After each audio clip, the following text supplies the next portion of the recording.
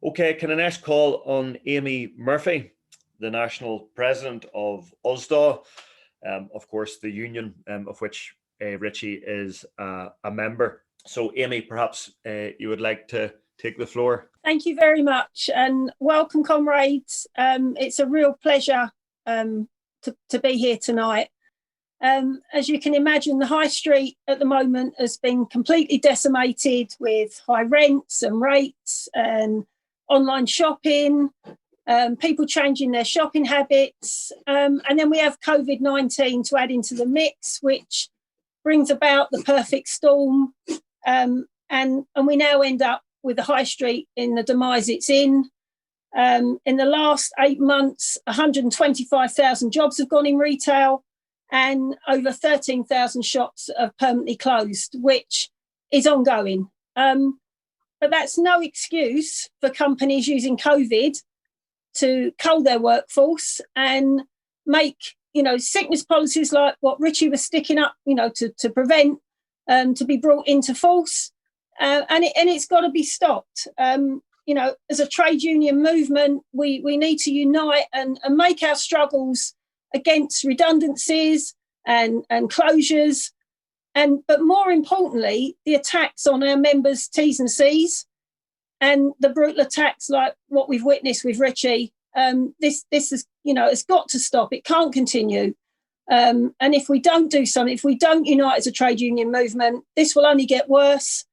COVID-19, yes, it's there, but don't let the employers use it as an excuse to batter their workforces, to make their workforces pay for their mistakes, because that's what it is. It's all about the profit. It's all about putting, the safety at the very back. It's the profit that matters. Safety doesn't come into it, and that's the bottom line. So we must actually push this back, because if we don't, it will just continue in momentum, and I don't know where it's going to stop. So I urge all of you, do whatever you can. And listening to some of the stories there from the last two speakers, it's everywhere. We're all in this. We are all in this together, and we're the only ones. If we don't unite, we're a lost cause. If we don't, we can stop this, but we need to do it now. Enough's enough. So I'm going to thank Richie for inviting me on here, because some of the comments I've been looking at about Richie. Well, I'm going to pay my own tribute to Richie. I sit alongside Richie on the executive board of USDAW, and have done for the last 3 years. And what a pleasure that's been. It's been refreshing, to sit in a meeting with Richie. You never know what's coming. But one thing you do know is that he's never going to back down.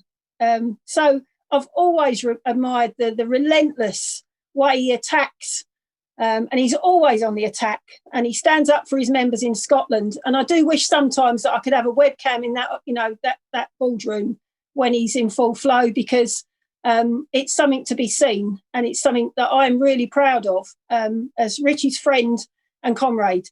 He is like a dog with a bone. He doesn't stop, always putting the interests of his members first, never thinking about himself, never thinking about what the consequences could be. And quite clearly, here we are.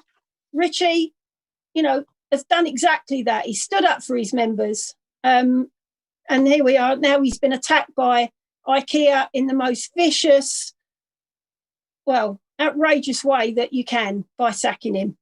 It's just so unfounded, and it's so wrong. But when they picked on Richie, like we've all said, they didn't just pick on Richie. They picked on all of us, because we are a trade union movement, and we've got to stand together. And this has got to be stamped out, because Richie won't be the last trade union activist that's going to be attacked. We know that. And more, since Richie's campaign has gained momentum, more and more names are coming in the frame. I've been contacted so many times by members now within my own union that are coming forward and saying, do you know what? I've been victimised, and I need help. And we, every single worker, that whatever union, whatever sector they're in, deserves the backing of their union. And I, for one, will make sure that, this campaign is seen through and that IKEA get their comeuppance, because it's just not right. Every company, no matter where in retail, are going to look at this and think, actually, we could do with some of this. We can use this pandemic as an excuse to cull our workforce. We can use it to hit their terms and conditions. We can use it to get rid of them. And what that all that does is, as we all know, the low-paid workers are the ones that suffer every single time at the hands of these unscrupulous companies that say all they care about is the profit. Every single worker shouldn't be afraid of going sick when they're sick.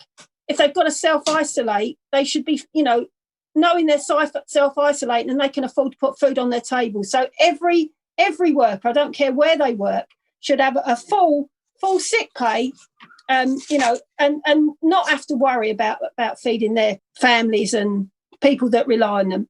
And if the workers need to isolate, what we don't want is them coming into work and spreading the virus, which quite clearly is happening at the moment. I mean, the government can blame it on the hospitality, they can blame it on what they like.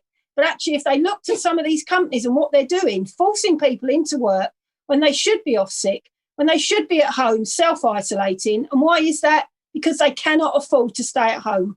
And that is the crux of it. So all workers deserve a good wage, a living wage, and there should be no exception to that whatsoever. More importantly, as well as that, is that no trade union activist should fear of retribution because they're sticking up for their members. They shouldn't be worried about sticking their head above the parapet, which we do day in, day out. And as Richie, in Richie's case, I think he was probably still had his dummy in his mouth when he stood up, and it's been inbred with him. I've worked shoulder to shoulder with him for 3 years, and I can't imagine Richie being anything different. And even now, when, the chips are down and, he's on his uppers here, let's get it right. He's had the food, the ability to put food on the table for his family. Then we need to step up and we need to say to these companies, no, we're not having this. And this campaign, IKEA must be shaking in their boots now, because this campaign has been fantastic. It's growing in momentum. The truth is out there now. There's no hiding from it. So IKEA, I give you a message. Get off your backside. Get Richie reinstated. Get rid of your sick pay, your policy, and do right by your workers. Do right by Richie. And another message to any other company that's watching IKEA and thinking that this kind of behaviour is acceptable. No, it's not acceptable, and it needs to stop. Richie's got the full backing of Scotland behind him, the Scottish government, and I'm really proud of all the trade unions that have got involved with it, but all the lay people, the trade unionists, everyone, because it is so wrong. And I just want to personally thank every single one of you for what you've done for Richie, whether it be signing the petition, writing to your MP, whatever that looks like. But we must keep it going. It can't stop now, because we will win it. We will win it, but we've got to keep it going. So I would just like to say thank you to everyone. And just remember that, these companies, it's no accident what they're doing. They know exactly what they're doing. It's blatant. It's an attack on T's and C's. It's an attack on the trade union movement. And as I say, if we don't stop it now, well, then we've missed a trick there, and we can't let them get away with it. So they took on Richie, but actually they took on the full wealth of the trade union movement. So I'd personally like to thank every one of you, because Richie deserves his job back. Well, I don't know if he wants his job back, but he deserves it. And actually, I'd like to say a bit more, but I better not. So thank you, everyone. And I just want to say, Richie, you're a star, and you're up there, mate. You're absolutely up there. And if I ever need representation, your name's it's in the frame, all right? Solidarity, everyone. Take care. Thank you. Thanks, Amy, for that heartfelt and inspiring presentation, Amy, and reminds me of a couple of things that have been quite, I suppose, close to heart since this campaign's kicked off. I said it's been a privilege getting involved, but it reminds me of something a friend of mine, Ursula Hughes, said. She's down in Hertfordshire, a trade unionist for years, had said we're in a situation where a lot of people who've been trade unionists in the 70s and the 80s and the 90s are speaking to a generation of trade unionists and activists who've got no real memory of winning anything. One of the things about this campaign and the way people have, I suppose, crossed over divisions between economic sectors and trade union sectors and come together, to be standing and meeting people that I have over the last few weeks. Quite a lot of us involved in a lot of noble defeats. And so I think what you've just finished on there, Amy, the fact that we will and can and must win this struggle is really, really important, for people like myself, Amy, and others that do know what we're up against, but not necessarily the same memory, and experience as many trade unionists here. If we move on now, we have Sarah Woolley, General Secretary for the Bakers and Food Workers Union. Again, a fine example of expressing solidarity beyond our immediate unions. They've been very supportive of Richie, and it'd be great to hear from you now, Sarah. And thank you for the opportunity to join the rally tonight. And what a fantastic turnout, which truly is a testament to Richie and all the good things that everybody said about the fantastic work that he's done, not only, in the last few months, but throughout his whole career as a trade unionist. And I want to start off by sending solidarity to Richie. The way that he has been treated by IKEA is disgraceful at best. Being singled out and sacked for standing up for the health and safety and the lives of the workers he represents, demanding safety measures and full average pay for all workers, sick or self-isolating, is fundamentally wrong. And the Bakers Union, like the movement as a whole, are fully behind you, Richie, and the campaign to reinstate you, because you attack one of us, you attack all of us. The Bakers Food and Allied Workers Union represents workers in the food industry, from production to retail and delivery. And in the cases of Greggs, we also have members who work in fast food and hospitality, like McDonald's and Wetherspoons. And throughout the pandemic, our members in the main have worked, keeping the nation supplied with bread, cakes, biscuits, Yorkshire puddings, all the healthy stuff to keep you going through lockdown. And it was brilliant to finally see them recognised as the key workers that they are. We've always known that our members are essential key workers. It's just a shame it's taken a global pandemic for the Tories to recognise they actually need working class people to keep feeding the nation. However, being labelled key workers is all well and good, but the reality for many of our members is that their treatment during the pandemic couldn't be any further away from what you may expect for a key worker. We've seen examples of members being forced to isolate due to breakouts of positive COVID cases in their workplaces, yet expected to survive on statutory sick pay at £95.85 a week, which barely covers the rent, never mind anything else. And we've seen full households of our members at places like Greencore have their wages slashed, as each of them have had to isolate due to being in contact with a positive case or through one of them displaying symptoms. And by doing the right thing, by staying at home, they've been penalised for doing so financially. Statutory sick pay is a very real issue for our members and has been for a long time, especially for those in unrecognised workplaces, part-time workers on low contracted hours, and for those on 0 hours contracts. And that's why we're supporting Richie's campaign. The situation he is in now could very well have been any one of our reps, sacked for effectively challenging companies that are failing to do the right thing in such a horrendous time that we're going through. For many of our members, their wages are the only income that they have. We have many migrant workers who don't have access to the full range of benefits British nationals have. For example, the changes to housing benefits stops them from being able to claim it, despite the myths and lies that the media suggests otherwise.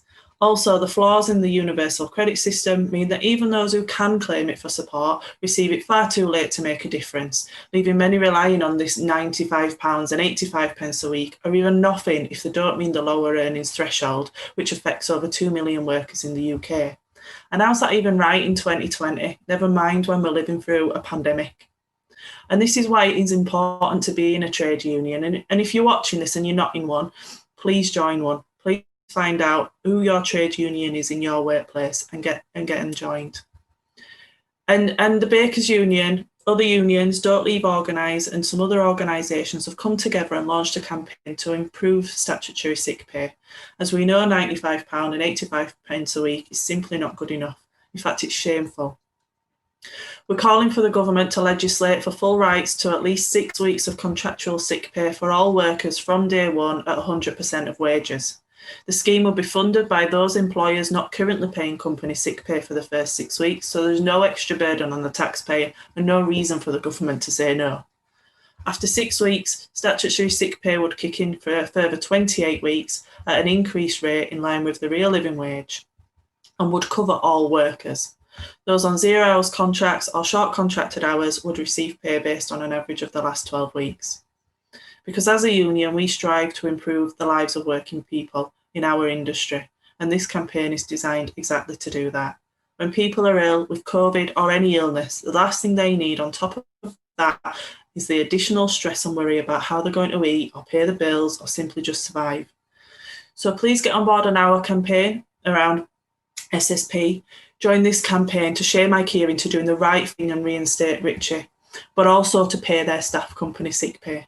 Join a trade union and let's stand together and make things better together. Solidarity.